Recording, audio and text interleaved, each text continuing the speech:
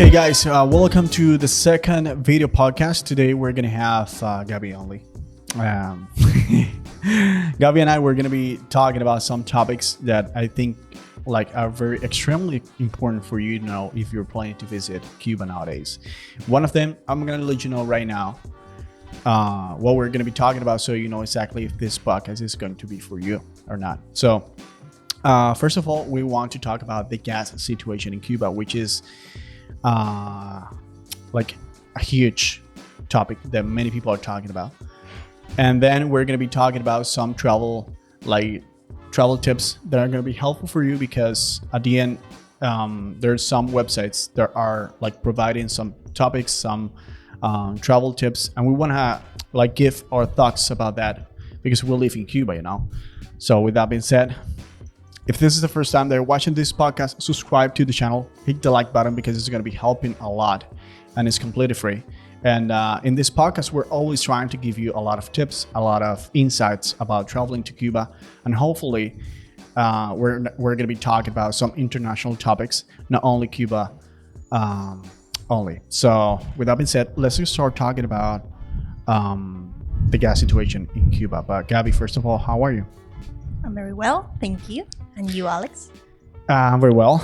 I'm a little bit overwhelmed with this situation about the gas. For all of you guys who doesn't know, I used to be one of the hustles that I used to do. It was Uber, basically. In Cuba, we have an app that is called La Nave, but it's basically the same. So I used to be doing Uber. And now we have the gas situation. Actually, I think this is the second time that we have the same issue. Exactly. I think in 2017 or something like that, we had a period called I don't know, what was the name of this period? I don't know. But so many people call this the second special period, because we were having the exact same issues that we used to have during the 90s, 91, 92, 93. And the gas is one of them, actually. And now it's very easy to find a huge line. And by huge, I mean probably 1 mile of cars waiting to put some gas in the vehicles. So I was doing some research. Research about these topics, and I found in an online an article that it says Cubans waiting in ghost lines for gasoline see no light at the end of the tunnel. And this is true. This is something that I would not recommend you visiting Cuba for. For example, what I mean by this is I don't know what you think about this, but for example, if you want to visit Cuba because you want to travel all across the island and you want to rent a car, in my opinion, I don't know what you think about this, but this is not the time for doing that. No, of course not. And if you're planning to visit Cuba, if you want to rent a car, but you want to have a personal taxi driver, think about the price, because this is going to be one of the most expensive things that you're going to be paying nowadays. Why? Because the taxi driver, they're going to be looking for gas. It's going to be hard to find. They think, I think they're going to be trying to find the gasoline out of the gas not in station. a legal way. They have to find it in the street. Actually, if you go to rebelico.com, which is the black market in Cuba, in my opinion, you're going to find gasoline, which is not legal at all, but you can find the gallon for 500, the liter for 500 pesos. And the regular price is 30. So imagine how much you're going to be paying in Cuba. Think about that twice. And on the other hand, if you have a friend here in Cuba who have a car, who's able to, I don't know, lend you the car, or maybe you can drive that car, think about that twice again, because you are going to be spending a lot of time by waiting on the lines, trying to get them. If you have only 3 days in Cuba, you're spending 2 or 3 days just doing that line, and you can even get the gas. So It's not an option. It's not an option. Rent a car or rent even a motorcycle. It's so complicated. Even for the Cubans, it's complicated. So if you're a tourist and you are not adapted to this complicated situation, it's not a recommendation. I'm not very clear about this, but a friend of mine, he said that the government is going to be putting some specific gas station for example, for you guys that are tourists, for the people who work in some enterprises, and for the Cuban people. Yeah. And I think for us, we're gonna have like only 4 of them. Exactly. If you have a particular car from your dad and whatever, it's only 4 places that you can get this gas. And enterprises had specific places to get this. For example, if you work in an enterprise here in Old Havana, maybe the place that you can get the gas, it's in Miramar, very far. And if you go to the place, you miss all the gas just in the road. And it's going to be very complicated to get it. Number one, because of the time that you're going to be spending. Number two, you probably get there and you're not going to have gas enough, because I've heard that like some stories of people waiting all day, sometimes 2-3 days. And when they are like about to get the gas, the people, they go out of the place, they say, we don't have any more. So you've been wasting your time. It's super complicated. So if you're planning to visit Cuba, and you want to visit only Old Havana, you want to get some taxis, that's okay. But if you're just planning to go outside of Havana, it's going to be complicated. No matter who you're coming with. If you're coming through an agency, if you're coming with a private people, I don't know, service, whatever, it's going to be tough. Cuba is not the place for a road trip. Yeah, so let me read you guys what they say about this.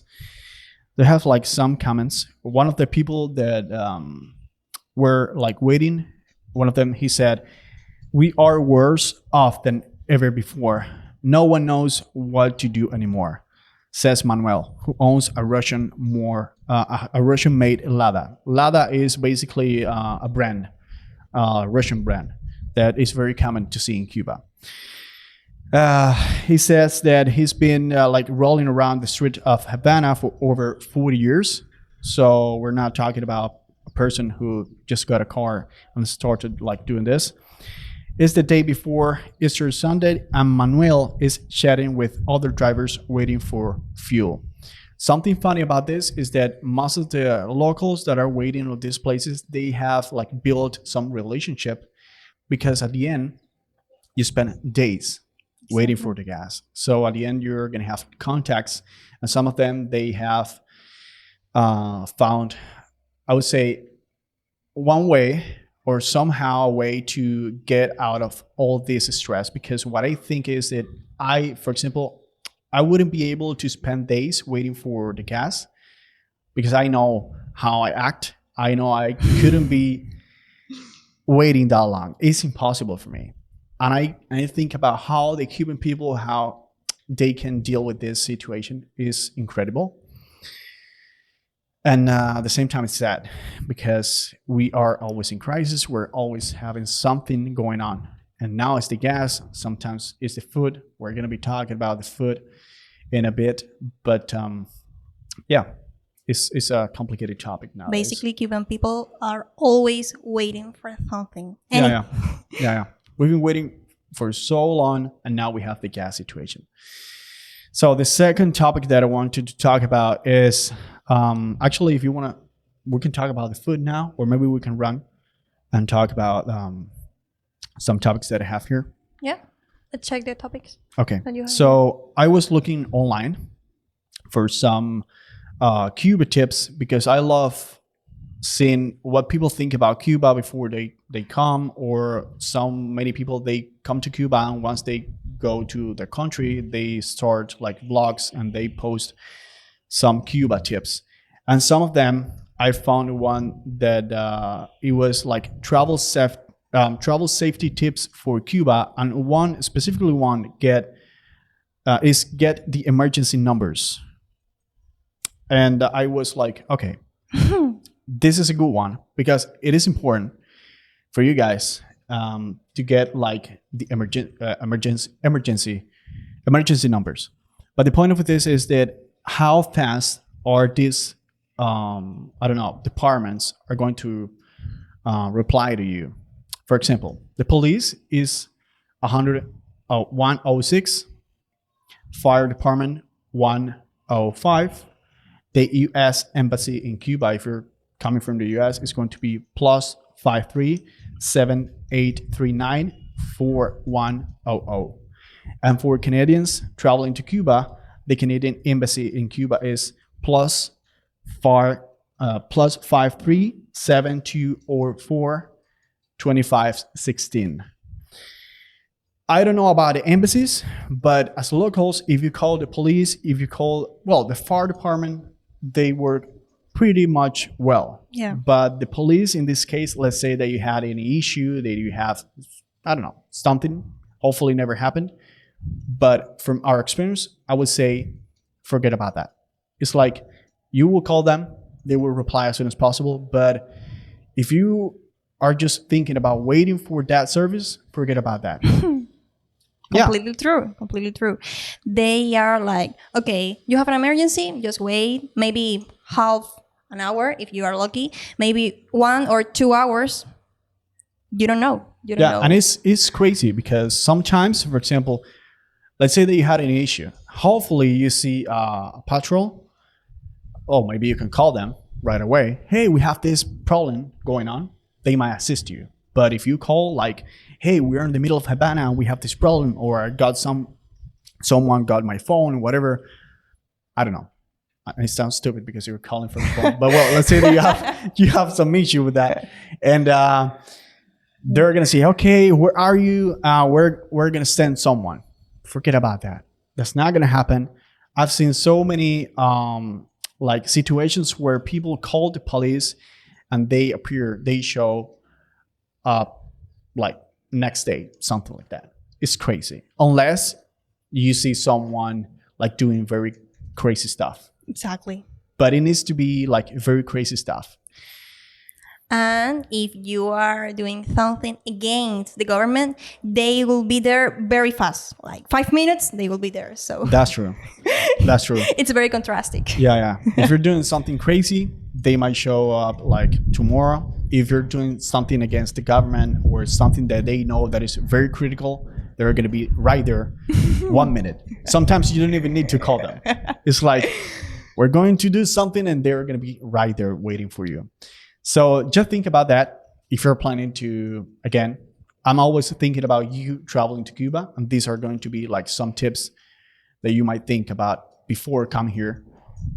Having these numbers is important, but I will highly recommend you to have some specific numbers, like for example, the host of the place where you're going to be, some friends, if you have already some friends, if you have any local that you know in the middle of the trip that you think you can trust to, I don't know, but forget about the police, or you can call them, but just trying to find another way besides that. And it might sound crazy, but that's the way that Cuba works.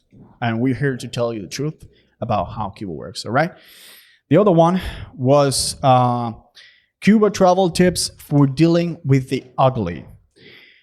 This is something that I always talk about because so many people, not only in Cuba, but outside of Cuba, they're talking about how ugly Cuba is, all the crisis, all the how Cuba works, the system, how complicated is the life here. I get it, I understand it.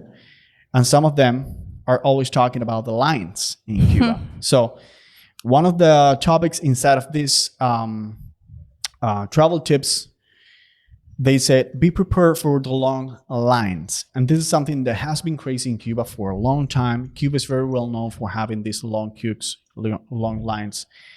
And for example, they say many goods and services on the island are still rationated and distributed via the state. Be prepared to wait in line at the bus stops, las bodegas, which are the grocery stores, the banks, and cultural attractions like museums. Yes, that's completely true. Exactly. Well, museum, it depends. Not in the museums. It depends. But the rest, I mean, like everything, think about having a line. Like and the stores. Yeah. Even if they are in MLC or the CUP, they always have these long lines. Like, I would say, for example, the MLC is going to be one of the best. Exactly. If you want to live the Cuban life, you want to go to, I don't know, some places like Carlos III, for example, which is one of the malls. We don't have malls, but it's very similar to the mall. in Central Havana is like a huge line of people along like a long line waiting to buy some food. And in the bus stops is the same. oh yeah, that's why I don't recommend you guys trying or getting the public transportation in Cuba. That's If you have any schedule, forget about it, because these bus stops doesn't have like an itinerary or a schedule that you say, okay, I need to go to maybe Fábrica de Arte, and when maybe I went to Fábrica like 9 p.m. and if you go to the bus stop like 8, no, you have to go to the bus stop like, I don't know, 5 p.m. to get to Fábrica like 9. yeah. With luck. In Cuba, the public transportation doesn't work. It's like if you want to plan, like Gabby said, if you want to plan ahead, hey, we want to go to this place. At what time do we need to be on the bus station? Forget about that. That's not going to work. You better take a taxi, or if you want to feel the adrenaline, go, but think about to be late in that place because it's impossible. Actually, for us, they were always like trying to look for new destinations, new places to hang out, to document for you guys. We never use the public transportation at all. And it's hard because that's what most people use here. It's very cheap, but it's a pain in the ass. And with the fuel problem and the gas problem, it's more hard to find like a bus in the street, or if you can even find a taxi, a particular taxi in the street, you can imagine how hard it is to find a bus in the street. Yeah. Oh, one thing that you might be like consider is to renting a bike. I don't know how it works. In Old Havana, they have like a system. I don't know exactly how the system works, but you can have this bike for 24 hours and you can round around the I've heard that it might be like 500 pesos, something like that, full day. Yeah. So it's not that bad, but it depends if you like biking, if you're like healthy enough. But I think it's a good option. Yeah. But imagine traveling to Cuba to bike. It's hard, but some people do, you know. It's like some people come here because they love hiking. So it depends. It's up to you guys. What do you want to do? I have another one, which was many bathrooms are paperless. And this is true. If you're planning to, I don't know, go outside, Fábrica de Arte, for example, they might have paper. Sometimes they might not. And if you are going to a museum, do not expect any paper. That's why in this website, they recommend you bring all your basics. Yeah, bring your paper, toilet paper, or some napkins, whatever that you might use, because it is hard. And actually, something that you probably don't know if you have never visited Cuba before is that in Cuba you will not find public bathrooms. No. We were talking about that today. In the morning. Because we went outside to shoot some videos for you guys. And I was looking for a place to pee. It was like, oh my God, I gotta pee. And Gabby was like, forget about that, man. No. Let's wait to get home. And we found a guy like doing that in the middle of the street. And we were shooting and it was like, oh. Because, and she said, she was right about it. She said, okay, you know, in Havana, it's hard to find a bathroom and you guys have necessities. But at the end, that's disgusting. That's like, I like traveling to a place and seeing that in the middle of the street. Of course not. And even for me, that I'm a male, I wouldn't do that, you know? I would rather prefer to wait until I get to a place. But then you go to a place. In this case, I needed to pee, but sometimes you need to do some stuff and you need some paper and you're not going to be able to find it and it's hard. So on the other hand, what you can do is you can buy some, how you call them? Las toallitas húmedas. Wipes. So that's going to be helpful. Completely helpful. And it's sad because, for example, in the outside of the Universal Art Museum, it's completely full of pee. It's so sad because it's a beautiful building with magnificent paintings and it's surrounded by pee. Yeah. So that's another thing that you might think about. And on the other hand, the other one is do not expect the entire menu to be available. Oh. And this is when you are trying or you're looking for some places if you want to go outside for dinner, lunch, whatever. And I would say it depends. Some places, for example, if they're really good when it comes to having a good rate, whatever, they might tell you in advance, hey, we don't have this, this, and that. But it's very common that if you go to a regular place, and by regular I mean any other place who belongs, I don't know, any other place, they're not going to tell you anything, and you're going to be like, hey, I want to try the lobster. No, we don't have lobster. Well, I wanna try the chicken. No, we don't have chicken. What you have? What do you have, man? Why do you show that in the menu? It's like, well, we have the menu, but we don't have this, this, and that. We only have this and this and Show that. me only what you have, so Yeah, I can be so- prepared. Don't be mad about that, because I know that from you guys, when you come, wherever you're coming from, the culture is going to be different. Some people say that what you have in the menu is what you're going to be offering. In Cuba, is not going to be like that. And the prices also, sometimes you see a price, and that's not going to be the regular price. The other day, we went to a place, I don't want to say the name, and we didn't see the prices. And once we received The check. recommendation. The check. Yeah. Remember about that? Yeah. I got the most expensive dish, and I had no idea about that.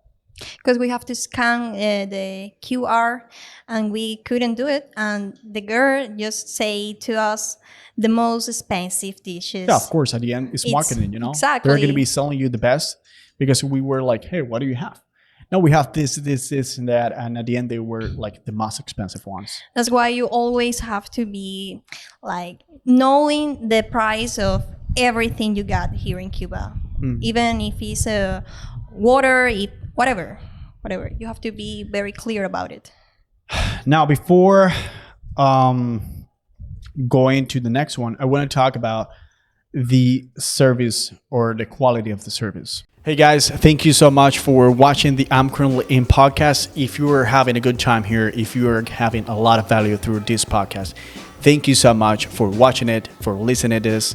And if you want to support the I'm Currently In podcast, we're going to put the link down below to an account that we have on buymeacoffee.com, where you can not only get some extra things that we get, like extra content behind the scenes, but you can also support the video podcast, which is one of the best ways that you have to support the content that we create for free here for you guys. And that is going to be super extremely helpful.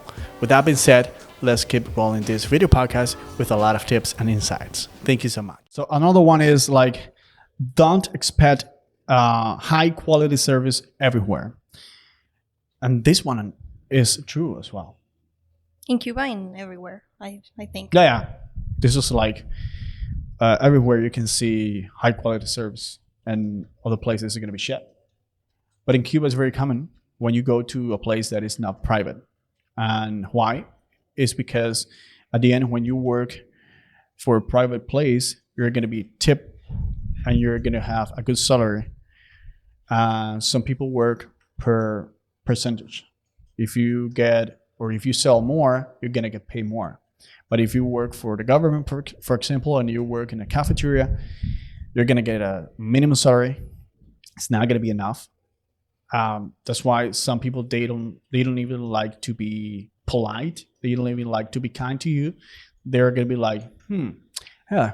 What do you want? What do you want? What are you doing here? Yeah, what are you doing here? You're bothering we have me. this, and that, blah, blah, blah, blah. And Please get out of here. Yeah, you're going to feel like the bad vibe, and you don't want that. So at the end, you're not going to be tipping them. They're going to still mad. So do not expect that unless you go to a really good place. And it doesn't really mean that you go to, for example, if you go to Old Town, all of the places, they're going to be good. But sometimes the quality of the place or the service itself is not going to be enough. And that's because, in my opinion, it's very busy. So they're not thinking about you as a client. They're thinking about selling all the time. And that's sad because you don't know who's in front of you. And I always think about that. Like, if you're coming to me and you're a client, I'm going to try to give you the best service I can, no matter who you are. Because at the end, you can bring me more clients, you know? And they think that my name is Alex Rodriguez and I'm the best restaurant in town. it doesn't really matter. You're gonna bring more people anyway, and that's not true. We're having a construction downstairs. Well, this podcast is going well, but we're doing fine. We actually had some. Breathe here. Yeah. Should we wait? It's crazy. So, what do you think about that? Well, Actually, if you had any like places that you would love recommended, we can do that oh, when it comes to service. well, El Café, for example, is a good place for having breakfast. Actually, it's hard to find a place here in. I talk about Havana, but I think it's Cuba in general that opens very early in the morning. So if you wanna have some breakfast in the street, El Café and El Dandy are some places here in Old Havana that opens very early, like 7 or 8 a.m. And you can have very good stuff there. And they have a good service. There are very good places. And, for example, Antojos, a place that Alex loves. I love that place. Yeah. And it's really good when it comes to food and service. It's busy most of the times. Yeah. But that's because it's a of very that. popular Yeah. place. And it's beautiful. And talking about a cafe, I would say that they don't have any competition, right? No, that's why. Because a lot of business and, I don't know, restaurants here opens like 11 or 12. Yeah. Too late. If you want to have breakfast, you only have some options. Oh, the other one is Al Pirata, Fonda Al Pirata. It's the other place that opens very early in the morning. So 3 places that opens in the morning early. The thing about El Café, what I think is that they have a good location. Yeah. They're very good located. The vibe they're gonna feel inside is very like rock and roll. It's pretty good. It's very Cuban, and the service, the quality of the food. Yeah. This is one of the places where you're gonna find whatever you want, and you're not gonna feel like you are in Cuba. Like they're not gonna have any shortage. They're not gonna tell you, hey, we don't have this, we don't have that, unless of course it's very hard to find. But every time I go there, it's really good. Yeah. And the prices, they're like medium high, Exactly. but it's good. I mean, for the quality, the balance, they're It's gonna completely find, worth it. 100%. You must try the Frappuccino of El Café. It's amazing. Amazing. I And love it. It looks good. Yeah, I love It looks good. I had a friend of mine, Nick. We went there and he said, Alex, I want to get breakfast. Where should I go? I say, let's go there. And once they brought the cappuccino, he was like, whoa, this is not Cuba, my bro. And I was like, bro, this is one of the best places to get it. And actually, guys, this is not sponsored. This is just that we really love the place. If Exactly. we don't It's our like experience. we there. just don't say anything, right?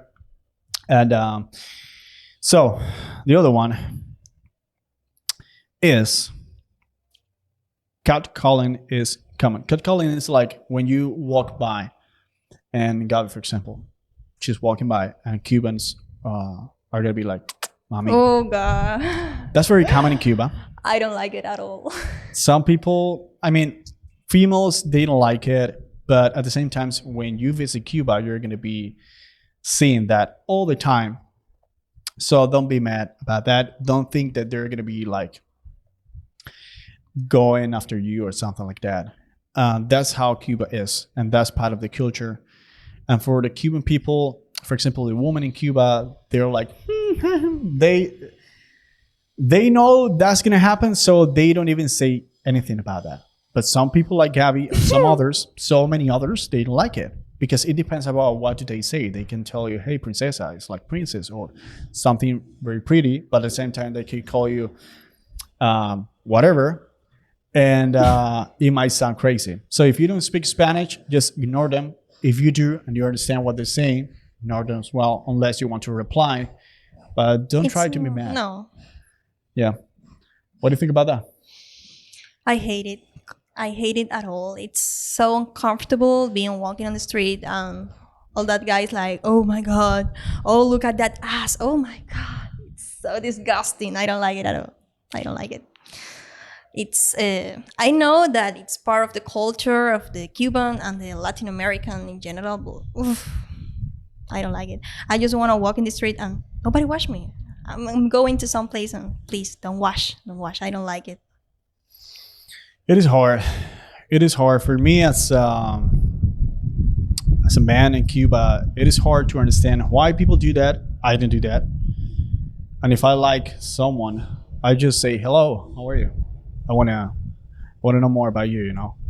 But some people don't. And it's hard. So guys, that was it for today's podcast. We don't want to make this podcast like super long because we have so many other topics that we want to talk about in future. And we're gonna have some guests. And I think the next one, what should we talk about? Like, what do you think? I don't know. There is a lot of topics that we can talk here. If you want to have like any other specific topics that you would love having in the podcast, let us know in the comments down below, because we are going to have like some schedule. But at the end, if you have some interesting ideas, we can bring that on the table, and we are going to be talking about that here. Exactly. We are locals, and maybe you as a traveler want to know everything very specific, and we could notice it and talking here, maybe with other travelers from other places and countries. So yeah, it's perfect for us. Yeah. Thank you for being here today. Thank you guys for watching this. Some of you are loving the podcast so far. We appreciate that. We love that. So thank you, and see you in the next one. Yeah. You can listen this podcast on Spotify, Apple Podcasts, all the platforms. And if you love the video podcast and you're listening to this, you can watch this on YouTube. So see you guys in the next one. Thank you, Gabi. Have a good day. Thank you, Alex, too. And bye-bye. Ciao, guys.